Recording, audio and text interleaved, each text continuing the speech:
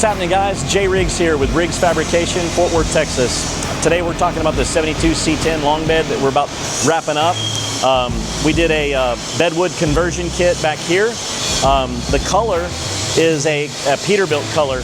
We actually had to have it remodeled by BASF, but it's kind of blue one direction, green another, but it's a version of Peterbilt, original new truck.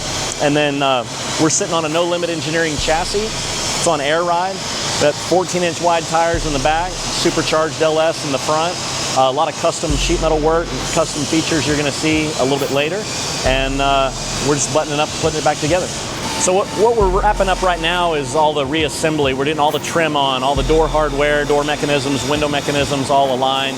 And then it'll go from assembly to the mechanic team, and they'll handle all the plumbing and routing of the wiring and the engine. So we'll go and we'll have the radiator, the supercharger, we'll get all the brakes figured and steering linkage all put back together, and then it'll go off to interior.